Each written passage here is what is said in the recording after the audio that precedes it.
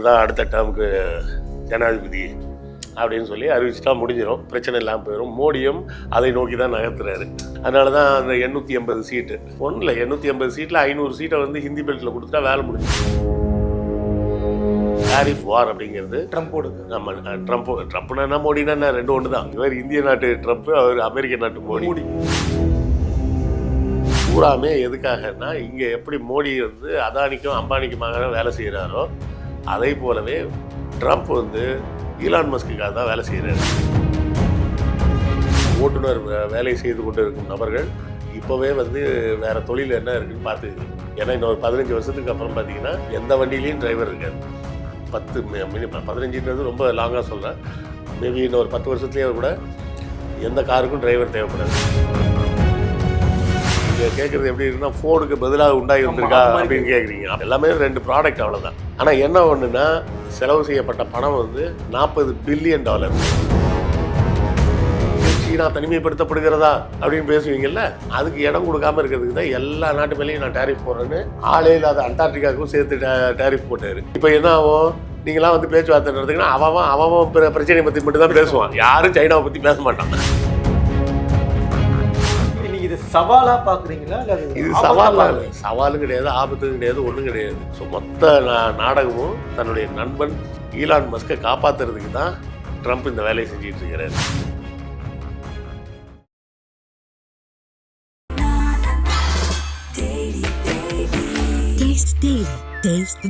நாமக்கல்ல Tiruchengode main road எர்ணாபுரத்துல இருக்கிற Spiro prime public ஸ்கூல்ல +2 போர்டு எக்ஸாம்ஸோட சேர்த்து நீட் அண்ட் JEE கோச்சிங்கும் கொடுத்துட்டு இருக்காங்க. கருப்பை புற்றுநோய் குறித்த சந்தேகங்களுக்கான தங்கம் ஹோப்பை இலவசமாய் அணுகுங்கள்.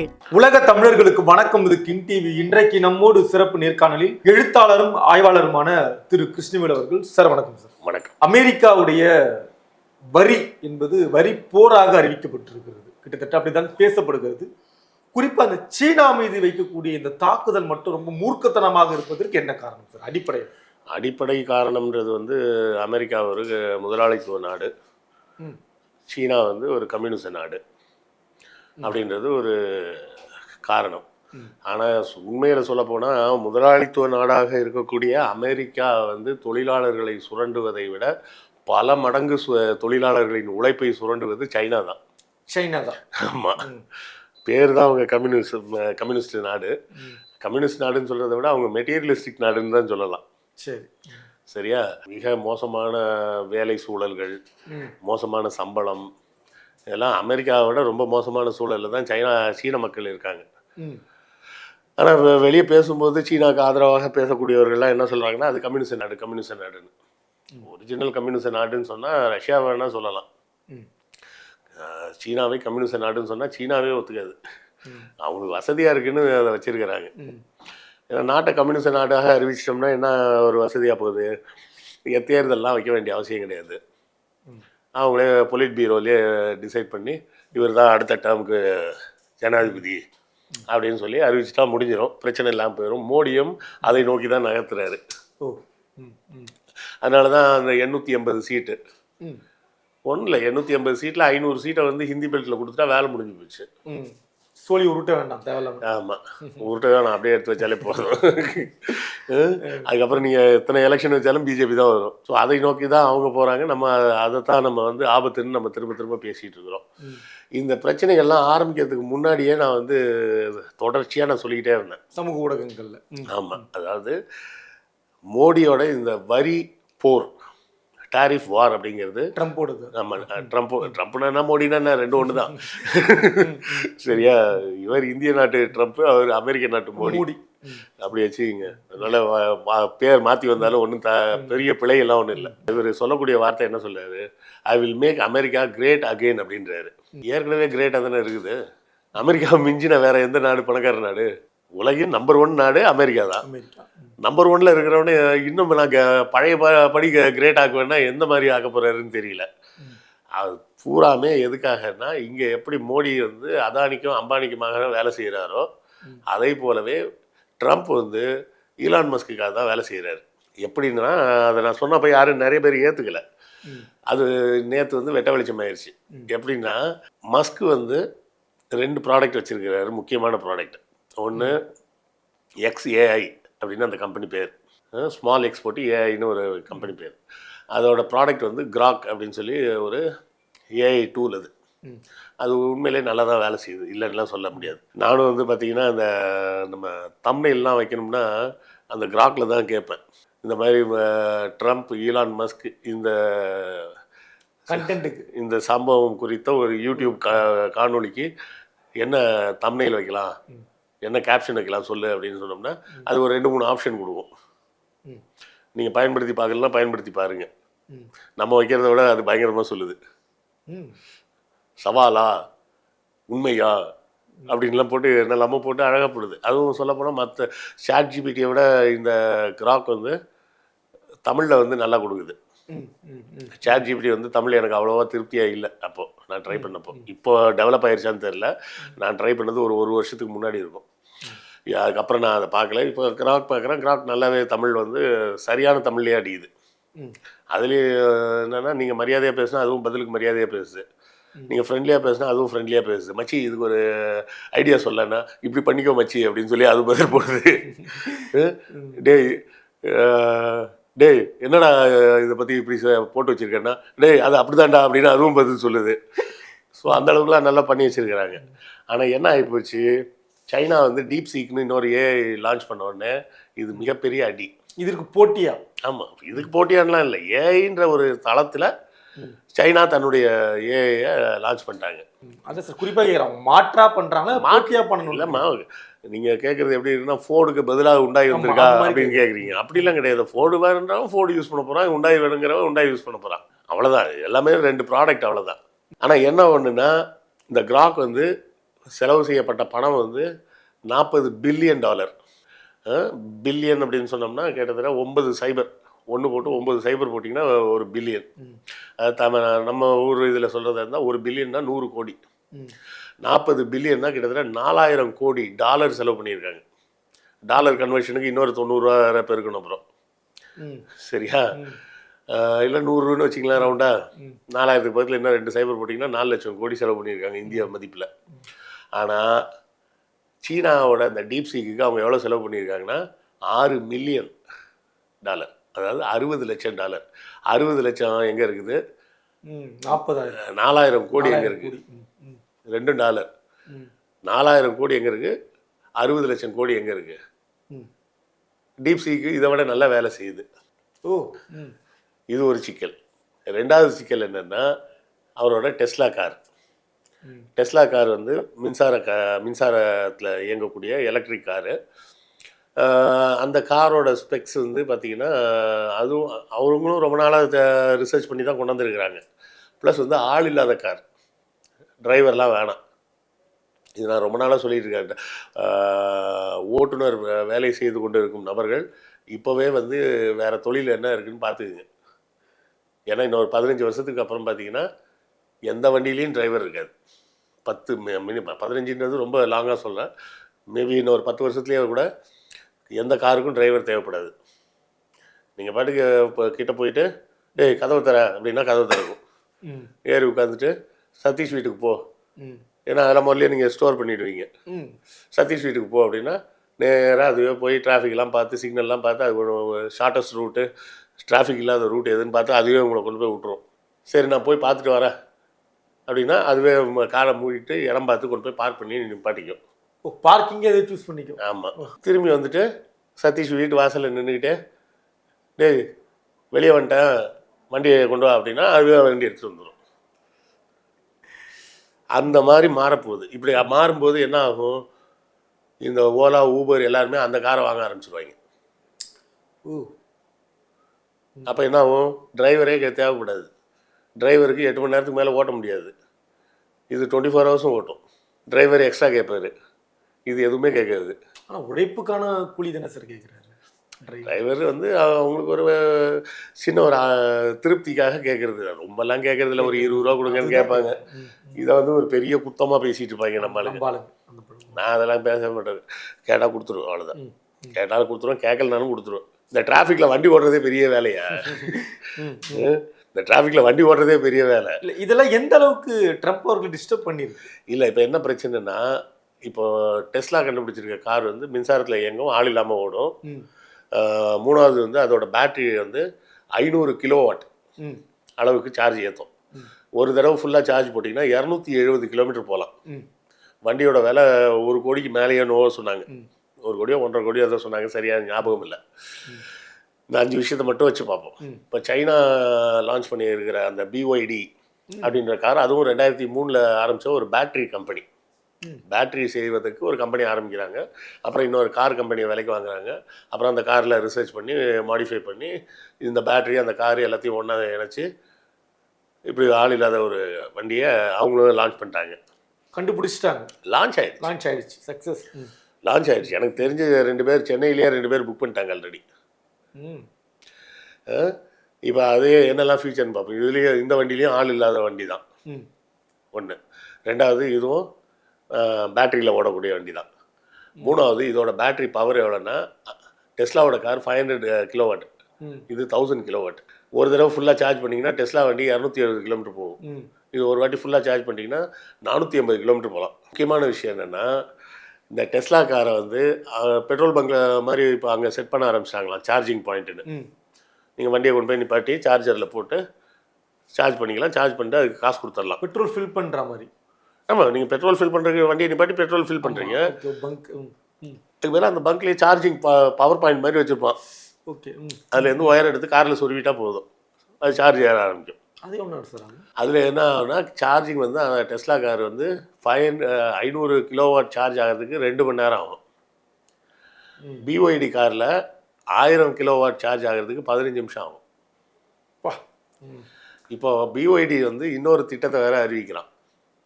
நீங்கள் சார்ஜ் எல்லாம் பண்ண வேணாம், வண்டி வந்து பேட்ரி இல்லாமல் தந்துடுறேன், சரியா? பேட்டரிக்கு ஒரு டெபாசிட் மட்டும் கொடு, ஒரு பேட்டரி தருவேன். சார்ஜ் தீர்ந்துருச்சா பக்கத்தில் இருக்கிற பங்க்கில் போயிட்டு இந்த பேட்டரியை கொடுத்துட்டு ஃபுல்லாக சார்ஜ் இருக்க பேட்டரியை வாங்கி மாட்டிட்டு நீ பாட்டு போயிட்டே இரு. அந்த 15 நிமிஷம் நிற்கவும் வேணாம். இது எல்லாத்துக்கும் மேலே அதோட காஸ்ட் வந்து 40 லட்சமோ என்னவோ தானே இந்திய மதிப்புக்கு. ஃபைனல் ரேட் என்னன்னு தெரியல, ஆன் ரோட் ப்ரைஸ் என்னன்னு தெரியல. 40 லட்சமோ என்னவோ தான் சார்ஜுன்னு சொல்கிறாங்க. அதாவது ரேட்டும் வந்து கிட்டத்தட்ட பாதி, செயல்திறன் அப்படியே எல்லாமே டபுள். சைனாவுக்கு டேரிஃப் போடலன்னா என்ன ஆகும்? இல்லை இப்படி யோசிச்சிங்க, நம்ம ஊரில் புல்லட்டுன்னு ஒரு ராயல் என்ஃபீல்டுன்னு ஒரு வண்டி, பெரிய சைஸ் வண்டியாக இருக்கும், நீளமாக இருக்கும். அது இன்றைக்கி மார்க்கெட் விலை வந்து 3-3.5 லட்சம்னு நினைக்கிறேன். ஹார்லி டேவிசன்னு ஒரு பைக் இருக்குது, அது நீங்கள் வாங்கினீங்கன்னா 10 லட்சமோ என்னவோ ஆகுதுன்றாங்க. எதனால்? நாம் போட்டிருக்க இம்போர்ட் டியூட்டியால். அந்த இம்போர்ட் டியூட்டி இல்லை அப்படின்னு சொன்னால், ஹார்லி டேவிசன் வந்து ஹார்லி டேவிசனை பார்த்து வடிவமைக்கப்பட்டது தான் புல்லட். ஆனால் ரெண்டுத்தையும் பக்கத்தில் நிற்க வச்சு பார்த்தோம்னா அது ராட்சசம் மாதிரி தெரியும் பார்க்குறதுக்கு. இது மனுஷன் மாதிரி இருந்தால் அது ராட்சசம் மாதிரி இருக்குன்னு வச்சுக்கிங்க. இந்த இம்போர்ட் டியூட்டி இல்லை அப்படின்னா இந்த ஹார்லி டேவிசன் 5 லட்சத்துக்கே கிடைக்கும். அப்போது நம்மளால் 5 லட்சத்துக்கு வாங்குவானா 3.5 லட்சத்துக்கு வாங்குவானா? 3.5 லட்சம் தான். இல்லை கூட உடனே தானே வாங்கிடுவோம். அப்படி ஓகே. அதை விட இதில் ஃபெசிலிட்டி நிறைய இருக்குல்ல. நீங்கள் வரி இல்லாமல் சொன்னீங்க, வரி இல்லாமல். ஸோ நாம் வந்து வரி போடுறது எதுக்காகனா, இந்த ராயல் என்ஃபீல்டு மாதிரி இங்கே இருக்க கம்பெனிலாம் இழுத்து மூடிடக்கூடாதுன்றதுக்காக. நல்ல உள்நாட்டு உற்பத்தி. ஆமாம், உள்நாட்டு உற்பத்தி மொத்தமாக இழுத்து மூடிட்டா உள்ளே இருக்கிறவனுக்கு வேலையும் இல்லாமல் போயிடும்ல.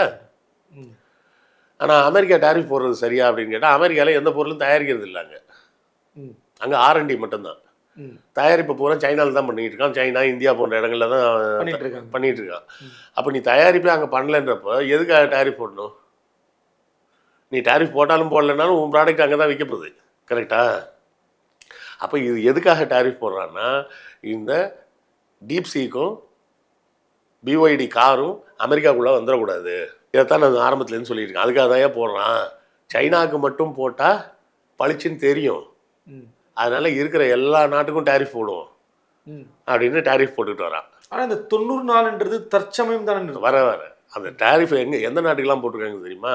அண்டார்டிகாவெல்லாம் போட்டிருக்காங்க. அண்டார்டிகாவில் மனுஷனே கிடையாது, அதுக்கெல்லாம் டேரிஃப் போட்டிருக்காருன்னா அப்போ இருக்கிறவங்கலாம் கேனே இருந்துன்னு அர்த்தம். இப்போ என்ன பண்ணிட்டாரு, 90 நாள் இந்த டேரிஃப் ஒத்தி வைக்கப்படுகிறது, மற்ற நாடுகள் எங்களோட வந்து பேச்சுவார்த்தை நடத்தலாம், ஓகே, அதுக்கப்புறமா பார்த்துக்கலாம். ஆனால் ஐரோப்பிய யூனியனும் அதே மாதிரி நாங்களும் டேரிஃப் போடுறோம்னாங்க. அப்புறம் நாங்களும் இப்போதைக்கு தற்காலிகமாக ஒத்து வைக்கிறோம் அப்படின்னு அறிவிச்சிருக்காங்க. இந்தியாவும் சொல்லியிருக்கிறாங்க, நாங்களும் டேரிஃபை கொஞ்சம் குறைக்கிறோம், பதிலுக்கு எங்களுக்கு பர்மனெண்ட்டாக டேரிஃபே கிடையாதுன்னு ஒரு ரூல்ஸ் போட்டு கொடுப்பீங்களா அப்படின்னு பேச்சுவார்த்தை நடந்துக்கிட்டு இருக்கு. இந்திய பொருட்கள் அமெரிக்காவுக்கு வரும்போது எந்த காலத்துலையுமே டேக்ஸ் போட மாட்டோம் அப்படின்ற மாதிரி ஒரு ஒப்பந்தம் போடலாம் அப்படின்ற மாதிரி பேசிக்கிட்டு இருக்கிறாங்க. அதெல்லாம் நடக்கட்டும். ஆனால் என்ன பண்ணிட்டாரு, இந்த 90 நாள் தள்ளி வைப்பது சைனாவுக்கு மட்டும் கிடையாது, சைனாவுக்கு மட்டும் 104% டேரிஃபு. ஒரு பொருளோட விலை 1 லட்ச ரூபான்னா அமெரிக்காவை வந்து இறங்கும்போது அதோட விலை 2 லட்சம் ஆகிடும். ஸோ இப்போ நீங்கள் வந்து இந்த பிஒய்டி காரை அமெரிக்காவுக்கு இம்போர்ட் பண்ணுறாங்கன்னு வச்சுப்போம், அதோட விலை 50 லட்சம்னு வச்சுக்கிங்க, ஒரு பேச்சுக்கு சொல்கிறேன் எல்லாமே. 50 லட்சம்னா டேரிஃபு போட்டால் 1,04,00,000 ரூபா வந்துடும். 1,04,00,000 8 லட்சம் அந்த மாதிரி வந்துடும். அப்போ டெஸ்லாவோட கார் 1 கோடி ரூபா, இந்த கார் 1,08 லட்சம் ரூபா. மார்க்கெட் பிரச்சனை இல்லை, கரெக்டாக? ஸோ மொத்த நாடகமும் தன்னுடைய நண்பன் ஈலான் மஸ்கை காப்பாற்றுறதுக்கு தான் ட்ரம்ப் இந்த வேலையை செஞ்சுட்டு இருக்கிறார். இதை வந்து நான் ஆரம்பத்திலே சொன்னேன், இதெல்லாம் சும்மா அவர் சீன் போடுறாரு. நீங்கள் ஸ்கூலில் வந்து இப்போ பிள்ளைங்களை அடி வெளுத்துருவேன்னு சொல்லிட்டு இருக்கிற வரை தான் பயப்படுவான். அடிச்சிட்டிங்கன்னா போச்சு, பயம் போயிடும். அதே தான் அமெரிக்கா டேரிஃப் போட்டுருவேன்ற வரை தான் பயந்துட்டு இருப்பாங்க. போட்டாங்கன்னா சரி போய் ஒழிஞ்சு போட்டுருவாங்க. அந்த டேரிஃப் போடுறதுனால யாருக்கு நஷ்டம் அப்படின்னு பார்த்தீங்கன்னா அமெரிக்காவுக்கு தான் நஷ்டம். எதனால் அப்படி? ஏன்னா அமெரிக்கா வந்து பெரும்பாலான பொருட்கள் வந்து இறக்குமதி பண்ணி தான் பயன்படுத்திக்கிட்டு இருக்கிறாங்க. இல்லை சார், இப்போ அடிப்படையில் இப்போ அவர் வந்து பதவி ஏற்ற பிறகு எடுத்த முடிவுகளில் வந்து நீங்கள் சொல்கிறதா அவரும் சொல்கிறாரு, நம்ம இறக்குமதி பண்ணிகிட்டு இருக்கோம், ஆனால் நான் வந்து பிறகு உள்நாட்டு உற்பத்தி நம்ம அதிகம் பண்ணலாமே அப்படின்ட்டு. இல்லைம்மா, உள்நாட்டு உற்பத்தியை பண்ணலான்னு சொல்கிறதெல்லாம் வந்து ஏமாத்து வேலைம்மா. இப்போ நான் ஒன்று சொல்கிறேன், வெளி மாநிலங்கள்லேருந்து எல்லாரும் இங்கே கட்டட தொழில் எல்லாத்துக்கும் வந்திருக்காங்க, மேன் பவராக வராங்க. அவங்க எல்லாத்தையும் திருப்பி அனுப்பிச்சிருங்க, நம்ம தமிழர்களோட வேலையை பூரா அவங்க எடுத்துக்கிட்டாங்க அப்படின்னு சொல்லி அனுப்பிச்சிட முடியுமா? சொல்ல முடியாது. ஏன்? ஏன்னா இங்கே பணியாட்களுக்கு ஒரு வேலை அதிகமாக இல்லை, அந்த வேலையெல்லாம் செய்யறதுக்கு நம்மள்ட்ட ஆள் இல்லை. அதுதான் நம்மளா படித்து தான் சொல்கிறாங்க ஒரு பக்கம். நம்மள்ட்ட அந்த வேலை செய்யறதுக்கு ஆள் கிடையாது, அதுதான் விஷயமே. நானும் இப்போ 1 வருஷமாக எங்கள் வீட்டுக்கு மெய்டு தேடிட்டு இருக்காங்க என் மனைவி, ஆளே வரமாட்டாங்க. நான் அதான் சொன்னேன், யாராவது நேபாளி நிக்கி யாராவது பிடிச்சி போடு வருவாங்க அப்படின்னு. இல்லை 3000 ரூபா கொடுத்தாலும் வரமாட்டாங்க. வரமாட்டாங்க. ஏன்னா அவங்க பிள்ளைங்கள்லாம் படிச்சுட்டாங்க, அவங்களாம் வேலைக்கு போயிட்டாங்க. இப்போ நான் இருக்கிற வீட்டில் வந்து பார்த்திங்கன்னா கிட்டத்தட்ட 19 வருஷமாக அங்கே தான் இருக்கேன். 2006 வந்தேன், இப்போ 2025 வந்துருச்சு. 19 வருஷமாக அந்த ஒரே ஃப்ளாட்டில் தான் இருக்கேன், வாடகைக்கு தான் இருக்கிறேன். நான் வந்த புதுசில் ஒரு லேடி எங்கள் வீட்டில் ஒர்க் பண்ண வந்தாங்க. அவங்களுக்கு 2 பெண் குழந்தைங்க. இப்போ அந்த 2 பொண்ணுங்களையும் ஒரு பெரிய பொண்ணு வந்து எம்ஏ ஜியாலஜியோ ஏதோ படிச்சுட்டு அவங்க வேறு எங்கேயோ வேலைக்கு போயிட்டாங்க. 2வது பொண்ணு இன்ஜினியர் ஆகி அவங்க வேலைக்கு போயிட்டாங்க. இப்போது அந்த பொண்ணுங்கள்லாம் சின்ன பிள்ளையாக இருக்கும்போது எங்கள் வீட்டில் எல்லாம் வந்து விளையாடும், என் பையன் கூடலாம் விளையாடிட்டு இருப்பாங்க. அவங்கெல்லாம் ஸ்கூல் படிப்பாங்க, எல்கேஜி பையனாக இருப்பான். அப்போ யோசிச்சு பாருங்க, இது மாதிரி நிறைய உதாரணங்கள் நான் சொல்ல முடியும். எனக்கு தெரிஞ்ச ஒருத்தர் வந்து கொத்தனார் வேலை பார்த்துட்டு இருந்தார். அவர் பையன் பிஇ முடிச்சிட்டாரு. இப்போ 2 அப்பாவும் பையனும் சேர்ந்து கன்ஸ்ட்ரக்ஷன் கம்பெனி வச்சுருக்காங்க. அப்போ இந்த கொத்தனார் சித்தாள் வேலைக்கெல்லாம் யார் வருவாங்க? யாரும் வரமாட்டாங்க. ஏன்னா அந்த வலையிலேருந்து தப்பிச்சு வெளியே போகணுன்றதுக்காக தானே கல்வியை நோக்கி நகரணும் நம்ம. அப்புறம் நகர்ந்ததுக்கப்புறம் மறுபடியும் அந்த வேலைக்கு எப்படி வருவாங்க? அதே போல் தானே அமெரிக்காவில் உற்பத்தியே பல காலமாக செய்கிறத விட்டுட்டாங்க. இப்போ திடீர்னு நான் எல்லாத்தையும் இங்கே உற்பத்தி பண்ண போகிறேன்னா அதுக்கு உண்டான ஆளே கிடைக்காது முதல்ல. இப்போ ஐஃபோனை வந்து நான் ஜப்பானில் இல்லை அமெரிக்காவிலே தயாரிக்கிறேன்னா அதுக்கு முதல்ல ஃபேக்ட்ரி எங்கே இருக்குது? அந்த ஃபேக்ட்ரி எப்போ கட்டி முடிக்கிறது? இல்லை, நீங்கள் இது சவாலாக பார்க்குறீங்களா? இல்லை இது சவாலாக இல்லை, சவாலும் கிடையாது, ஆபத்தும் கிடையாது, ஒன்றும் கிடையாது. இது சும்மா ஒரு சீனு. இந்த சீனுக்கு பின்னாடி இருக்கக்கூடிய ஒரே ஒரு விஷயம் என்னென்னா பிஒய்டி காரும் டீப்சீக் மட்டும்தான். ஆனால் தொடர்ந்து ஊடகங்களில் எழுதுறாங்க சார், ஒரு போர் அறிவிச்சிட்டாரு ட்ரம்ப், இனி என்ன ஆகும்? நம்ம ஆளுங்க தான் எதுனாலும் உடனே ஊதி பெருசாகணும்னு பார்ப்பாங்களே. இது ஊதி பெருசாகிறதுக்கெல்லாம் ஒன்றுமே கிடையாது. ஆனால் பொருளாதார ஆய்வாளர்கள்லாம் உட்காந்து பேசிகிட்டு இருக்காங்களா சார்? ஆமாம், இப்படி வந்தால் அப்படி வருமா, அப்படி வந்தால் இப்படி வருமானு தான் பேசிகிட்டு இருப்பாங்க. அது மாதிரிலாம் எதுவுமே வராது. ஏன்னா இப்போ ட்ரம்ப் கிட்ட வந்து பொருளாதார நிபுணர்லாம் யாரும் இல்லையா? அவருன்னு ஸ்கூல் முடிச்சுட்டு அப்படியே நேராக வந்துட்டாரா? இல்லை அவரே போய் ஹார்வர்ட் யூனிவர்சிட்டியில் படிச்சுட்டு வந்தாரா? அவருக்கு எல்லாமே தெரியும், அவருக்கு சொல்கிறதுக்கும் ஆள் இருக்காங்க. இது வந்து ஒரு திட்டமிட்ட நாடகம். இது சைனா மூலமாக ஈலான் மஸ்குக்கு என்ன பிரச்சனை வருமோ அந்த பிரச்சனையை மட்டும் சரி செய்யும் விதமாக செய்யப்பட்ட நடவடிக்கை. அதை நேராக சைனாவுக்கு மட்டும் சொன்னால் அது ஏன் சைனா மீது மட்டும் சாங்ஷன் பண்ணுறீங்க, சைனா என்ன தப்பு செஞ்சதுன்னு உலக நாடுகள் கேள்வி கேட்பாங்க. இப்போ எல்லார் மேலேயும் நான் டேக்ஸை போட்டேன் அப்படின்னா யாரும் கேள்வி கேட்க மாட்டான்ல. இல்லைனா உலக அரங்கில் சீனா தனிமைப்படுத்தப்படுகிறதா அப்படின்னு பேசுவீங்கல்ல, அதுக்கு இடம் கொடுக்காமல் இருக்கிறதுக்கு தான் எல்லா நாட்டு மேலேயும் நான் டேரிஃப் போடுறேன்னு ஆளே இல்லாத அண்டார்டிகாவுக்கும் சேர்த்து டேரிஃப் போட்டார். இப்போ என்ன பண்ணிட்டாரு, இதை 90 நாளைக்கு தள்ளி வைக்கிறேன், ஆனால் அந்த தள்ளி வைக்கிறது சைனாவுக்கு கிடையாது அப்படின்ட்டார். இப்போ என்ன ஆகும், நீங்களாம் வந்து பேச்சுவார்த்தை நடத்துங்கன்னா அவன் பிரச்சனையை பற்றி மட்டும் தான் பேசுவான், யாரும் சைனாவை பற்றி பேச மாட்டான். இப்போ எனக்கு பிரச்சனை இல்லாமல் இருந்தால் தான் நான் கேட்பேன், தம்பியை ஏன்பா அடிக்கிறேன் அப்படின்னு. என்னையவே அடிக்க வராங்கன்னா நான் முதல்ல என்ன தான் பாதுகாப்பேன். புரியுதா? இது வந்து அவரோட டாக்டிக்ஸு. எதுக்காக டாக்டிக்ஸு? மஸ்கை காப்பாற்றுறதுக்கான டாக்டிக்ஸ். அவரை பொறுத்தவரை அமெரிக்க மார்க்கெட்டும் கையை விட்டு போயிடக்கூடாது. உலகம் முழுதாக விற்க முடியுதா இல்லையோ அது அப்புறம்.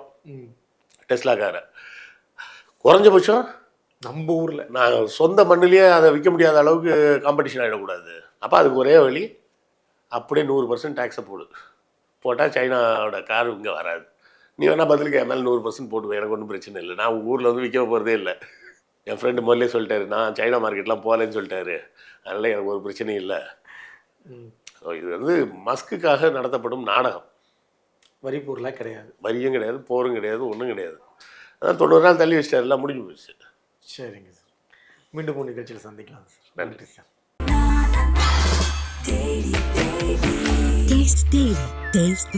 நாமக்கல்ல திருச்செங்கோடு மெயின் ரோட் எர்ணாபுரத்துல இருக்கிற ஸ்பைரோ பிரைம் பப்ளிக் ஸ்கூல்ல +2 போர்டு எக்ஸாம்ஸோட சேர்த்து நீட் அண்ட் JEE கோச்சிங்கும் கொடுத்துட்டு இருக்காங்க. கருப்பை புற்றுநோய் குறித்த சந்தேகங்களுக்கான தங்கம் ஹோப்பை இலவசமாய் அணுகுங்கள்.